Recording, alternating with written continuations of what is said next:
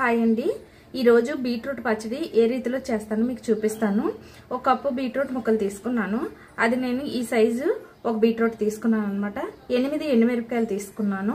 ఒక చిన్న నిమ్మకాయ సైజు అంతా చింతపండు, మన రుచికి తగినట్టుగా ఉప్పు, ఆవాల మినపప్పు ఒక స్పూను, ఒక పెద్ద స్పూన్ తోని పచ్చెనగపప్పు, కొంచెం జీలకర్ర, కొంచెం పసుపు, కొంచెం కరివేపాకు. ఇవన్నీ ఇంగ్రీడియంట్స్. మనకి వేపుకోవడానికి నూనె. మనకి ఈ పచ్చడికి ఎండుమిరపకాయలు తప్ప పచ్చిమిరపకాయలు వాడకూడదు. ఈ ఎండుమిరపకాయలని మనం 2 ముక్కలుగా చేసుకొని ఈ గింజలు కూడా వేగేటట్టుగా వేపుకుందాం. ఇప్పుడు ప్రాసెస్ మొత్తం చూద్దాం, వచ్చేయండి. ఇగోండి ఇవి వేడి నీళ్ళండి. ఇప్పుడు మనం చింతపండుని వేడి నీళ్ళలోని నానబెట్టుకుందాము. ఎందుకంటే ఈ వేడి నీళ్ళు వేసుకొని పచ్చడి రుబ్బుకుంటే మనకు 3 రోజులు నిల్వ ఉంటుంది బీట్రూట్ పచ్చడి. అందుకనేసి నేను వేడి నీళ్ళలోనే నానబెడుతున్నాను. ఓకే, ఒక 2 గంటలు ఆయిల్ పోసుకుంటున్నానండి, సరిపోతుంది. ఇదండి ఆయిల్ హీట్ ఎక్కింది కదా. ఎండుమిరపకాయలు మనం ఇలాగ 2 ముక్కలుగా చేసుకొని గింజలతో సైజు వేపుకోవాలన్నమాట. పచ్చడి చాలా బాగుంటుందండి. ఇలాగ కొంచెం సిమ్లో పెట్టుకొని ఎండుమిరపకాయలు ఆ గింజలు కూడా బాగా వేగేటట్టుగా మనం వేపుకోవాలి. కొంచెం ఎండుమిరపకాయలు వేగాయి కదండి, శనగపప్పు పోపులు అవి కూడా వేసేద్దాం. వేసి ఇవి కూడా కొంచెం కలర్ మారే వరకు వేపుకుందాం. ఇగోండి కొంచెం కలర్ మారింది కదా పప్పులు. ఇప్పుడు కరివేపాకు వేసుకుందాం. కరివేపాకు అయితే నేను కొంచెం ఎక్కువ వేస్తానండి పచ్చళ్ళలోని.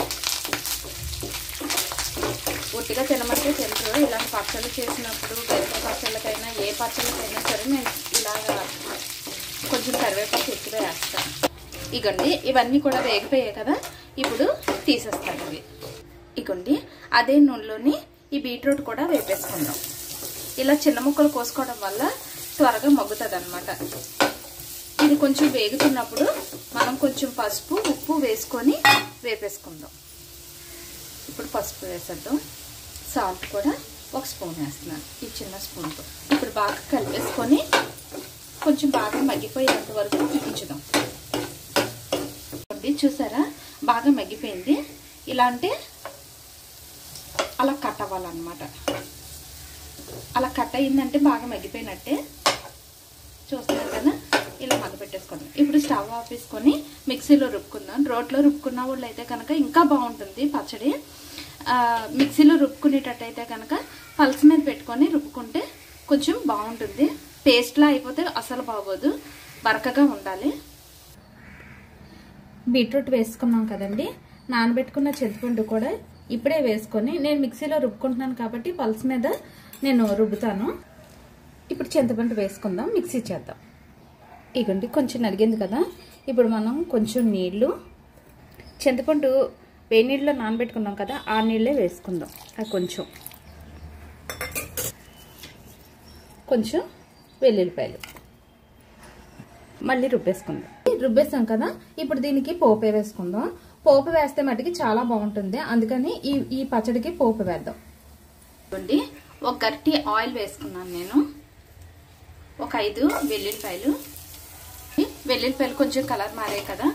ఆవాలు మినపప్పు జీలకర్ర పచ్చెనగపప్పు కొంచెం వేసుకొని అవి కూడా నూనెలో వేసేద్దాం. ఇప్పుడు కరివేపాకు వేద్దాం. ఇకండి పోపు అంతా కూడా వేగిపోయింది కదా. ఇప్పుడు రుబ్బ పెట్టుకున్న పచ్చడి అంతా కూడా వేసేద్దాం.